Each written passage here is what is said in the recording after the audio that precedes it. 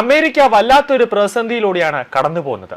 ഇറാനിലെ അമേരിക്കൻ സൈനിക ഇടപെടൽ 2 മാസം പിന്നിടുമ്പോൾ ലോകശക്തിയുടെ അമരത്തേക്കിയിരിക്കുന്ന ഡൊണാൾഡ് ട്രംപിന് സ്വന്തം ജനതയോട് മറുപടി പറയാനാകാത്ത അവസ്ഥയിലാണ് ഇപ്പോൾ നിൽക്കുന്നത്. റോയിട്ടേഴ്സ് പുറത്തുവിട്ട ഏറ്റവും പുതിയ സർവേ ഫലങ്ങൾ വിരൽ ചൂണ്ടുന്നത് ട്രംപിന്റെ പരാജയത്തിലേക്കാണ്. സർവേയിൽ പങ്കെടുത്ത 66% അമേരിക്കക്കാരും ഒരേ സ്വരത്തിൽ പറയുന്നു, എന്തിനാണ് നാം ഇറാനുമായി യുദ്ധം ചെയ്യുന്നതെന്ന് വ്യക്തമാക്കാൻ ട്രംപിന് സാധിച്ചിട്ടില്ല എന്ന്. ഒരു ഭരണാധികാരി, ഒരു രാജ്യത്തിന്റെ ഭരണാധികാരി മറ്റു രാജ്യവുമായി യുദ്ധം ചെയ്യുമ്പോൾ ആ ഭരണാധികാരിയുടെ പ്രധാന ഉത്തരവാദിത്തമാണ് അവിടുത്തെ ജനങ്ങളെ പറഞ്ഞ് മനസ്സിലാക്കുക, അല്ലെങ്കിൽ അവിടുത്തെ ജനങ്ങളെ ബോധ്യപ്പെടുത്തുക നമ്മൾ എന്തിനാണ് ഒരു രാജ്യവുമായി യുദ്ധം ചെയ്യുന്നത്, അതിന്റെ പ്രധാന കാരണങ്ങൾ എന്താണ് എന്ന് പറഞ്ഞ് മനസ്സിലാക്കേണ്ട ഒരു ഉത്തരവാദിത്തം, ജനങ്ങൾക്ക് പറഞ്ഞ് മനസ്സിലാക്കി കൊടുക്കേണ്ട ഒരു ഉത്തരവാദിത്തം ആ രാജ്യത്തെ ഭരണാധികാരിക്കുണ്ട്.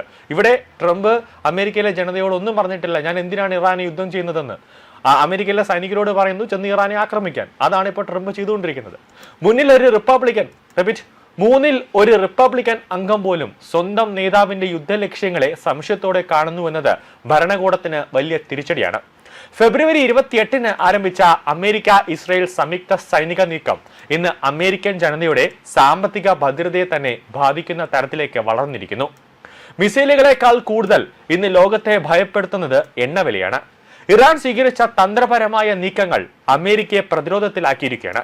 ലോകത്തെ ആകെ എണ്ണ വ്യാപാരത്തിന്റെ 1/5 കടന്നു പോകുന്ന ഹോർമോസ് കടലിടുക്ക് ഫലപ്രദമായി അടച്ചുപൂട്ടാൻ ഇറാന് സാധിച്ചു.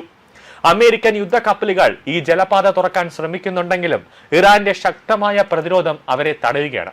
ഇതിന്റെ ഫലമായി അമേരിക്കയിൽ പെട്രോൾ വില 50% വർധനമാണ് രേഖപ്പെടുത്തിയിരിക്കുന്നത്. 2025 ജനുവരിയിൽ 47% അംഗീകാരത്തോടെ അധികാരമേറ്റ ട്രംപ് ഇന്ന് 36% എന്ന റെക്കോർഡ് താഴ്ന്ന ജനപ്രതിനിധിയിലേക്ക് വീണിരിക്കുന്നു.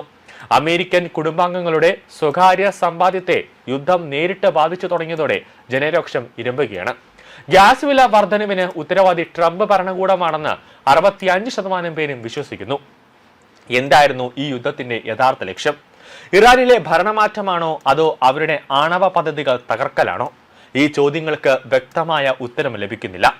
2024 തെരഞ്ഞെടുപ്പ് വേളയിൽ അമേരിക്കൻ ജനതയുടെ ജീവിത ചെലവ് കുറയ്ക്കുമെന്ന് വാഗ്ദാനം നൽകിയതാണ് ട്രംപ്. അങ്ങനെയാണ് ട്രംപ് അധികാരത്തിൽ വന്നത്. എന്നാൽ ഇന്ന് വാഗ്ദാനങ്ങൾ ലംഘിക്കപ്പെട്ടിരിക്കുന്നു. യുദ്ധം തുടങ്ങുന്നതിന് മുമ്പ് 40% അദ്ദേഹത്തിന്റെ റേറ്റിംഗ് ഇപ്പോൾ ഓരോ ദിവസം കഴിയുന്തോറും താഴേക്ക് പോവുകയാണ്. ഇറാന്റെ മണ്ണിൽ സൈനിക ഇടപെടൽ നടത്തുമ്പോൾ ഉണ്ടാകാൻ സാധ്യതയുള്ള തിരിച്ചടികളെ കുറിച്ച് കൃത്യമായ ധാരണ ട്രംപിന് ഉണ്ടായിരുന്നില്ല എന്ന് വേണം കരുതാൻ. സമാധാന നിർദ്ദേശങ്ങൾ ഇരുപക്ഷവും മുന്നോട്ട് വയ്ക്കുന്നുണ്ടെങ്കിലും ഹോർമോസ് കടലിടുക്കിലെ പ്രതിസന്ധി പരിഹരിക്കപ്പെടാതെ അമേരിക്കൻ സമ്പദ് വ്യവസ്ഥയ്ക്ക് കരകയറാൻ കഴിയുകയില്ല. വരാനിരിക്കുന്ന നവംബറിലെ ഇടക്കാല തെരഞ്ഞെടുപ്പാണ് ഇപ്പോൾ റിപ്പബ്ലിക്കൻ പാർട്ടിയെ ഭയപ്പെടുത്തുന്നത്. ജനപ്രതിനിധി സഭയിലും സെനറ്റിലും നിലവിലുള്ള നേരിയ ഭൂരിപക്ഷം നിലനിർത്തുക എന്നത് അവർക്ക് അഗ്നി പരീക്ഷയാണ്. ഗ്യാസ് വില ഇനിയും ഉയർന്നാൽ വോട്ടർമാർ റിപ്പബ്ലിക്കന്മാരെ കൈവിടുമെന്ന് രാഷ്ട്രീയ തന്ത്രജ്ഞർ മുന്നറിയിപ്പ് നൽകിയാണ്. 10ൽ 3 അമേരിക്കക്കാർ തങ്ങളുടെ വേനൽക്കാല അവധിക്കാല യാത്രകൾ റദ്ദാക്കാൻ തീരുമാനിച്ചത് ജനങ്ങളുടെ ഇടയിലുള്ള അതൃപ്തിയുടെ ആഴം വ്യക്തമാക്കുകയാണ്. യുദ്ധം അവസാനിച്ചാൽ വില കുറയുമെന്ന് ട്രംപ് ആവർത്തിക്കുന്നുണ്ടെങ്കിലും വിപണിയിലെ യാഥാർത്ഥ്യങ്ങൾ മറ്റൊന്നാണ്. ഇനി ഒരിക്കലും ട്രംപ് അമേരിക്ക ഭരിക്കില്ല എന്ന് തന്നെയാണ് അവിടുത്തെ നേതാക്കൾ പറയുന്നത്. അങ്ങനത്തെ ഒരു നേതാവിനെ നമുക്ക് വേണ്ട എന്ന് അമേരിക്കൻ ജനത പറയുകയാണ്. കാരണം ഒരു രാജ്യത്ത് യുദ്ധം വന്നു കഴിഞ്ഞാൽ ആ നാടിന്റെ സമാധാന അന്തരീക്ഷം തന്നെ ഇല്ലാതാകും.